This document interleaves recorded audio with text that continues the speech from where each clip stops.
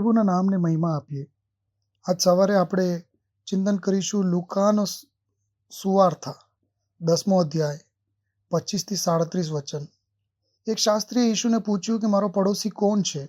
તે પ્રેમને ચોક્કસ જૂથ સુધી મર્યાદિત રાખવા માંગતો હતો, પરંતુ યીશુએ ઉદાહરણ રૂપે બતાવ્યું કે સાચો પ્રેમ ધર્મ, જાતિ કે સંબંધ સુધી મર્યાદિત નથી.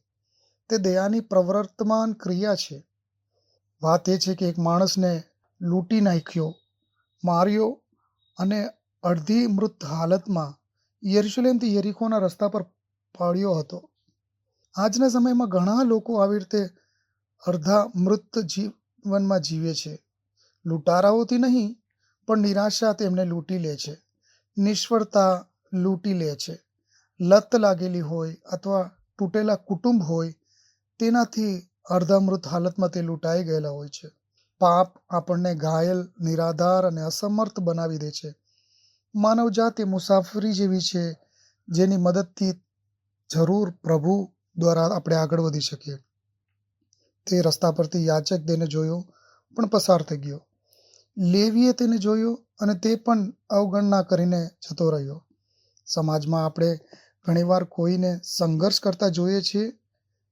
પછી કદાચ તે એક ભિખારી હોઈ શકે, કોઈ પીડિત વિદ્યાર્થી હોઈ શકે અથવા મુશ્કેલમાં પડેલો પાડોશી હોઈ શકે, પણ આપણે અત્યંત વ્યસ્ત હોવાનું કારણ બતાવીને નજર ફેરવીને જાય છે. પ્રેમ વિના ધર્મ ખાલી છે. દયા વિના જ્ઞાન નિષ્પ્રભ છે. દુઃખ જોઈને અવગણવું પવિત્રતા નથી, તે કપટ છે. ત્યાં એક સેમારિટન, જેને યહૂદીઓ તિરસ્કાર કરતા હતા, તે ઊભો રહ્યો.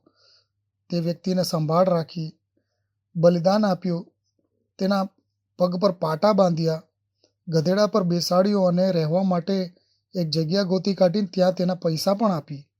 કલ્પના કરો કે તમે કોઈ એવો વ્યક્તિને મદદ કરો છો જે બીજા સમુદાયથી અથવા જેણે તમને ક્યારેય ઉપહાસ કર્યો છે. સાચી કરુણા ભેદભાવ નથી જોતો. આ તો ખ્રિસ્તનો ધર્મ છે અને પ્રેમ છે. આપણે અજાણ્યા અને શત્રુ હતા, છતાંય આપણો પ્રભુ તે આવ્યો, આપણા ઘાવ બાંધ્યા, આપણે ઉચકી લીધા અને ક્રૂસ પર આપણા આરોગ્યતા માટે કિંમત ચૂકવી. યીશુ અંતમાં કહે છે, તમે પણ તેમ જ કરો.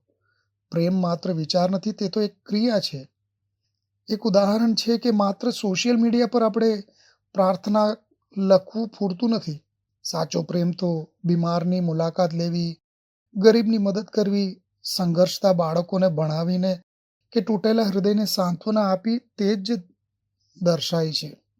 ખ્રિસ્તી જીવન માત્ર ચર્ચમાં જવાનું નથી, પરંતુ દુનિયામાં ઈશુના હાથ અને પગ બનવાનું છે. ઘાયલ મુસાફિર આપણે તૂટેલી દુનિયા યાદ અપાવે છે. યાચક અને લેવી આપણે ખાલી ધર્મથી ચેતવે છે.